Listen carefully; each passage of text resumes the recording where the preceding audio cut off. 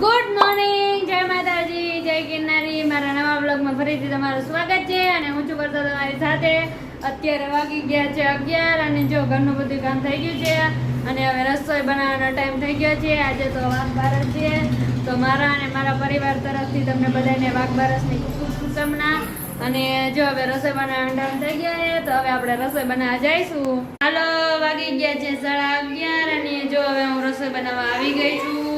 તો જો આજે રસોઈમાં હે ને બટેટાનું શાક બનાવવાના છે, તો આપણે બટેટા સુધારાઈ ગયા છે અને જો કુકર મૂકી દીધું છે અને એમાં તેલ નાખી દીધું છે। તો હવે આપણે ફટાફટ રસોઈ બનાવવાનું ચાલુ કરશું। હાલો, જો શાક બની ગયું છે અને પૂજા દીદી બનાવે છે રોટલા અને મને મન થયું છે ને મીઠી સેવ ખાવાનું, તો હું આજે મીઠી સેવ બનાવીશ।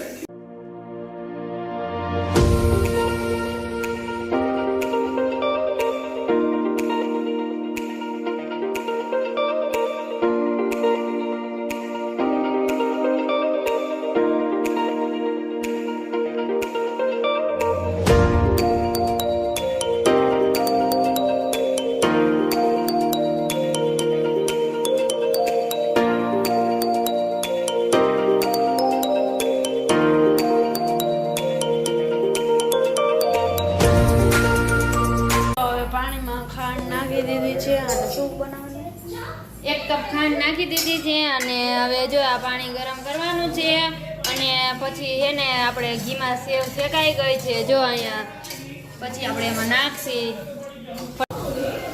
હાલો, હવે સેવમાં પાણી નાખી દીધું છે। હાલો, કાજુ બદામ લીધા છે અને કટિંગ કરે છે। વરસાદ લીધી ઉડી ગયું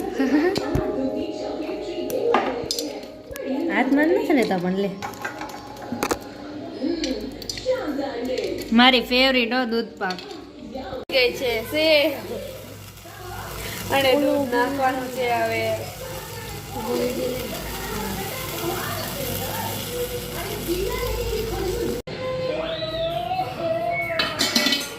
હાલો, તો આપણી મીઠી સેવ રેડી થઈ ગઈ છે, તો હાલો બધા મીઠી સેવ ખાવા। મને તો બહુ ભાવે, હાલો હું તો જલ્દી ખાવા ચાલુ કરી દઉં।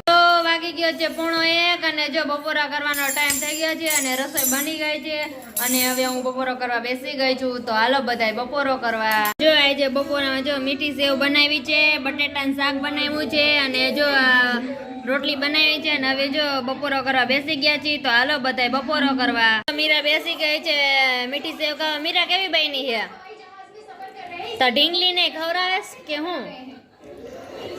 ઈ નો ખાય, હવે નો ખાય। હા, મીરા ગાંડી થઈ ગઈ એમ, જો ઢીંગલી ને મીઠી સેવ ખવડાવે ઈ કઈ ખાય? તું ખા। ગુડ ઇવનિંગ ગાઈઝ, વાગી ગયા છે 4:30 અને જો રેકડી ભરાઈ ગઈ છે। તો જો રાય આવી છે આજે, તો તને હું ખબર આવી છે મેં આવી જાય છે ને, અને પાલક ને કોથમી અને જો મેથી તો જો આજે બહુ સરસ મજાની આવી ગઈ છે અને મરચી ને આદુ લીંબુ ને બધું આવી ગયું છે અને જો રેકડી ભરાઈ ગઈ છે। તો હવે તો બધાએ ચા પી લીધો છે, માસી આવ્યા છે તો બધાએ ચા બનાવીને પી લીધો છે ને હવે ડાયમંડ ચટાડા જઈશું આપણે। વાગી ગયા છે 7 અને જો હવે બધે દીવા કરવાના છે, આજે વાઘબારસ છે તો અને જો આપણે રૂ લઈ લીધી છે ને હવે આપણે એને વાઈટું ફટાફટ બનાવી લઈ અને પછી આપણે એને દીવા બધે મૂકી દઈશું। તો જો આ બધા કોળિયા લઈ આવ્યા છીએ આપણે અને ફટાફટ આપણે વાઈટું કરી લઈએ એટલે આપણે પછી ફટાફટ બધે દીવા આખા ઘરને સજાવી દઈ દીવાથી। હવે તો દિવાળી આવે ત્યાં સુધી આપણે દીવા કરવાના છે।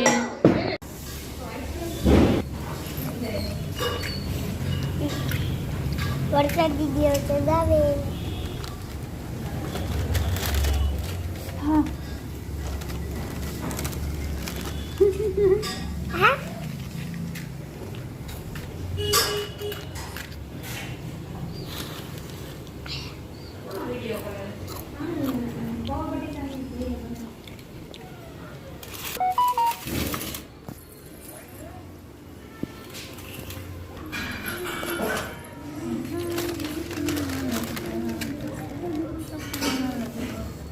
મમરી ખાવું. તું મમરી ખા, મને કઈ કામ ન કરે.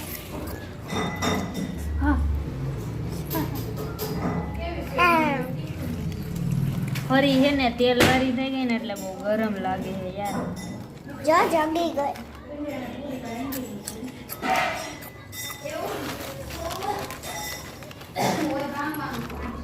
હા જોને ગરમ લાગી. 3-4 ઘંટી લઈ તો વાગી ગયા છે 8:30 અને જો વારું કરવાનો ટાઈમ થઈ ગયો છે અને પૂજા દીદી વારું કરવા બેસી ગયા છે. તો હવે હું વારું કરવા બેસી જઈશું. તો હાલો બધા વારું કરવા. અને વારુંનો ટાઈમ થઈ ગયો છે અને બનાવ્યું છે ગુવારનું શાક અને રોટલી અને વર્ષાબેન જમવા બેસી ગયા છે અને એ તો બટેકાનું શાક ખાય છે. કેમ મારું શાક ખારું તારું ગંદર ગુવારનો રસ્તા વગર મેં સારું બનાવ્યું છે. વર્ષા દીદી માટે સ્પેશિયલ બનાવ્યું પણ એને તો ચાખ્યું નહીં. તને ખબર હે મને ગુવારનો શાક નથી ભાવતું. તો ચખાય એટલે ખબર પડે કેવો ગુવાર આવે છે. ગંધારો એમાં રસોઈ નથી રાખ્યો ન કરે કોક સો બધાએ વારું પાણી કરી લીધા છે અને 10 વાગી ગયા છે. તો હવે ફટાફટ સુઈ જાય કેમ કે સવારે વહેલું 5 વાગે ઉઠવાનું છે. પછી કાલ ધનતેરસ છે એટલે રંગોળી દોરવાની છે, દીવા કરવાના છે. બધે સવારમાં વહેલા ઉઠીને એટલે જો પૂજા દીદીને પૂજા દીદી તો એ તો કાંઈ ઉઠશે નહીં, એ તો ઊભું રહેશે. 7-8 વાગ્યા લાગી એટલે હું ને મમ્મી ઉઠશું ને પછી રંગોળી કરવાની અને દીવા કરવાની એવું કરવાની કાયદા વારે.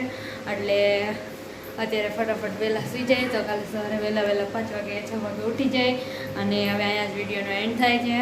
જો તમને મારા વિડીયો ગમ્યો હોય તો વિડીયોને લાઇક કરજો, શેર કરજો અને સબસ્ક્રાઈબ કરજો. અને વિડીયો કેવો લાગ્યો કમેન્ટમાં જરૂર કહેજો.